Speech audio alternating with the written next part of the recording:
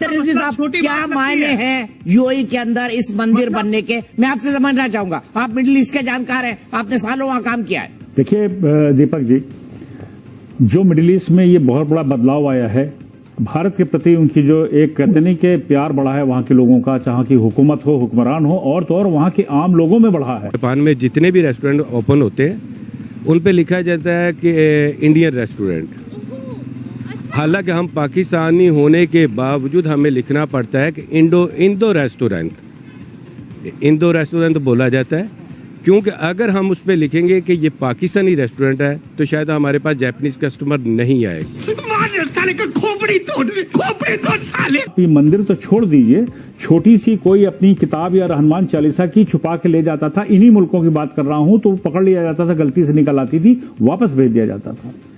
और आज ये टाइम आ गया है कि वहां पर इस्लामिक कंट्री के अंदर आप देख लीजिए कि मंदिर बन रहे हैं, उनका स्वागत हो रहा है, वहां प्रधानमंत्री जा रहे हैं, और ये बदलाव ये समझिए इस 1400 साल के अंदर पहली बार हो रहा है। और ये बहुत बड़ी बात है कि उन्होंने कह दिया कि आप उंगली रख दीजिए, लकीर खींचिए, वो जमीन आपकी। बीएपीएस का मंदिर बनना आपके सहयोग के बिना ये संभव ही नहीं था। और मेरी पहली मुलाकात थी, मैंने सिंपली आपको रिक्वेस्ट की कि जरा आप देख लीजिए, और पलक झपकते ही आपने उसका निर्णय करके मुझे बता दिया कि आप बस जगह पर ऐसे उंगली रख दीजिए, आपको जगह मिल जाएगी। बस जगह पर ऐसे उंगली रख दीजिए, आपको जगह मिल जाएगी। इंटरेस्टिंग और बहुत जबरदस्त किस्म का एक इवेंट जो है वो यूएई ने किया है, मंदिर की इनॉग्रेशन। और मैं तो बिल्कुल प्लान कर रही हूँ कि कब जाकर मैं वहाँ पे मंदिर को विजिट करूँ और देखूँ कैसा बना है। क्या कहेंगी आप एज अ इंडियन मुस्लिम, क्या फीलिंग्स हैं? क्या अच्छा लग रहा है कि यूएई में जो है वो इस तरह से मंदिर की इनॉग्रेशन हुई है फर्स्ट टाइम? डेफिनेटली जो लोग छाती पीट रहे थे भगवान राम के प्राण प्रतिष्ठा पर, मुझे लगता है कि अभी ठंडक हुई भी नहीं होगी, खुजली बंद भी नहीं हुआ होगा, बरनौल अभी लगा ही रहे होंगे। लो भैया, एक और उनके लिए धमाका हो गया। जय हिंद दोस्तों, अबू धाबी में नरेंद्र मोदी जी ने मंदिर का उद्घाटन कर दिया है। मंदिर के उद्घाटन के साथ ही ये बात साबित हो गई है कि सऊदी देशों के मानने वाले मुसलमान भारतीय और हिंदुओं के प्रति कितनी सहानुभूति अब रखने लगे हैं। उनकी मानसिकता में कितना बड़ा परिवर्तन आया है कि जब नरेंद्र मोदी जी ने उनसे मंदिर की बात कही थी, तब MBZ ने उनसे कहा था जहां पर आप उंगली रख देंगे वह जमीन आपको दे दी जाएगी। दोस्तों, इसी बात को लेकर भारतीय मुसलमानों को भी बहुत तगड़ा एक सीख मिलती है कि वो समझें कि हिंदू और सनातन संस्कृति का मतलब क्या है। और पाकिस्तानी तो अब बस उनको दुनिया में कहीं रहने को, मुंह छुपाने को जगह नहीं मिल रही है, वो विदेशों में भी अब रहते हैं तो भारतीय नाम लेकर। दोस्तों देखिए जबरदस्त वीडियो। और मोदी जी हैं यूएई के प्रेसिडेंट मोहम्मद बिन जायद अल नयान के पास, और उन्होंने उनको थैंक यू बोला है। थैंक यू वो बैप्स स्वामीनारायण मंदिर है उसकी जमीन देने के लिए और परमिशन देने के लिए, क्योंकि ये बहुत बड़ी बात है वहां के हिंदुओं के लिए, हम लोगों के लिए भी बहुत बड़ी बात है कि यूएई की सरजमीन पे एक इतना भव्य, इतना विशाल, इतना सुंदर मंदिर बन रहा है। लेकिन बात सिर्फ मंदिर की नहीं है दोस्तों, बहुत सारी चीजें डिस्कस की गई हैं, बहुत सारी चीजें। और सबसे बड़ी खुशखबरी ये है कि बहुत जल्द मोदी जी ने अनाउंस कराया है कि यूपीआई से आप यूएई से पैसा लेन देन कर सकते हैं डायरेक्टली।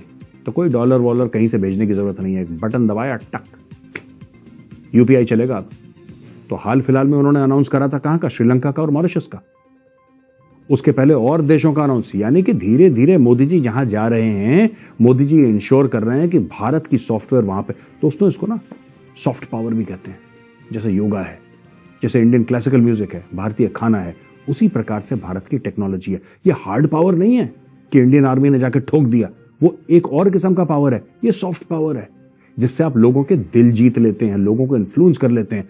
अब वहां का जो अरब है यूएई का, वो यूज करेगा भारत का यूपीआई।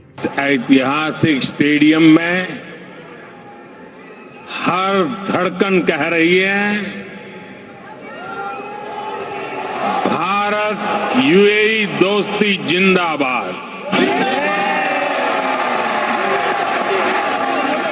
हर सांस कह रही है भारत यूएई दोस्ती जिंदाबाद। हर आवाज कह रही है भारत यूएई। कुछ भी देखें, उसके पीछे सिर्फ वाहिद एक चीज है, नेशनलिज्म। 27 एकड़ जमीन के ऊपर जो कि गिफ्ट की गई थी, उसके ऊपर वो मंदिर बना है। 27 एकड़ लैंड के ऊपर अबू धाबी के अंदर जो है, यूएई के अंदर बन रहा है। हमारे साथ एक ऐसी शख्सियत, ऐसी पर्सनैलिटी मौजूद हैं जो 1, 2, 3 साल से नहीं बल्कि शुरू से ही, स्टार्ट से ही यूएई में रह रहे हैं। इनसे पूछेंगे, अगर आप थोड़ा सा एक्सप्लेन करें, आज से 10 साल पहले कैसे रिलेशन थे इंडिया के यूएई के साथ, या फिर अगर बात करें पासपोर्ट की क्या वैल्यू थी आज से 10 साल पहले, 15 साल पहले, और आज क्या है? तो बेसिकली 10 साल पहले भी अबू धाबी और भारत के बीच में बहुत कॉर्डियल रिलेशनशिप्स थे। ठीक है। और इन पिछले कुछ 10 सालों में मोदी जी की गवर्नमेंट के आने के बाद रिलेशनशिप बहुत स्ट्रेंथन हुए हैं। इतने सालों के बाद, आई थिंक इंदिरा गांधी जी के बाद भारत के प्रधानमंत्री पहली बार यूएई आए थे, और तब से आई थिंक ये करीबन दूसरी या तीसरी दफा है जो आए हैं। तो इससे ये पता चलता है कि लोगों के बीच में जो कनेक्ट है वो बहुत स्ट्रांग हुआ है, और यहाँ की कम्युनिटी में हमने एक भारत के लिए एक न्यू रिस्पेक्ट देखा है, जो हम लोग, रिस्पेक्ट मैं कहूँगा बनाया गया है, मतलब अपने काम से, अपनी एफर्ट के साथ बनाया गया है, बनवाया गया है। अच्छा सर, क्या कहेंगे आने वाले टाइम में ये रिलेशन मजीद बेहतर होते नजर आ रहे हैं? एब्सोल्युटली, अच्छा, एब्सोल्युटली। इसमें लीडरशिप का कितना रोल है? लीडरशिप का बहुत बड़ा रोल होता है, बिकॉज वो लोगों को रिप्रेजेंट करते हैं। एक तो इंडियन डायस्पोरा है जो यहाँ पे बहुत ही हार्ड वर्किंग है, और उन्हें जाना जाता है उनकी हार्ड वर्किंग की वजह से। तो एक तो कम्युनिटी का जो नेचर है, जो उनका कल्चर है, और प्लस जो लीडरशिप है, together that strengthens the nation and brings people closer. 13.5 एकड़ लैंड जो है वो 2015 में ही मंदिर के कंस्ट्रक्शन के लिए उन्होंने गिफ्ट कर दिया था। अब आपने भारतीयों के लिए के बारे में बात किया है, तो हमारे अल्हान मोदी कम्युनिटी यूएई में चलता है, अल्हान मोदी कम्युनिटी, और इसमें जितने भी भारतीय हैं और कुछ जो बहुत भारत के सिविलाइजेशन को जो बहुत पसंद करते हैं, वो शेख, वो मुस्लिम्स भी इस कम्युनिटी में हैं, और इन्होंने एक बहुत बड़ा आयोजन कल के लिए तैयार किया है। और उस आयोजन में भारतीय कल्चर, भारतीय सिविलाइजेशन, भारतीय नृत्य, ये सारी चीजों का वहां पर आयोजन होगा और दिखाया जाएगा। मैं एक चीज आपको और भी बताना चाहती हूँ कि हमारे यूएई जो है, यूएई में ऑलमोस्ट 200 नेशनलिस्ट वहां पर रहते हैं, 200 नेशनलिस्ट वहां पर रहते हैं, पर हाईएस्ट जो सबसे ज्यादा अगर कोई रहता है तो वो 3 मिलियन में हमारे भारतीय रहते हैं, 3 मिलियन। और अभी ये 2024 का जो डेटा है वो 3.2 मिलियन। जो 24 खत्म होते होते वहां पर जो फॉरेन मिनिस्टर है वो अनुमान लगा रहे हैं कि वो 3.6 या 4 मिलियन तक पहुंच जाएगा जो भारतीय वहां पर रहते हैं। और पाकिस्तान के 1.27 मिलियन वहां पर रहते हैं, जिसमें से 70% भीख मांगने के लिए जाते हैं और चोरी छिनताई करने के लिए जाते हैं, जिनको बेचारा यूएई के लोग जो है वो भगाने को तैयार है। और लाखों की भीड़ में जेल में आपके पाकिस्तानी लोग वहां पर जमा हुए हैं। तो 1.27 मिलियन जो पाकिस्तानी मुसलमान वहां पर है, उसमें से आधे तो जेल चले गए और आधे भीख मांग रहे हैं, और आधे पापड़ और चकली बेच करके वहां पर पूरे यूएई की खूबसूरत सड़कों को बर्बाद कर रहे हैं।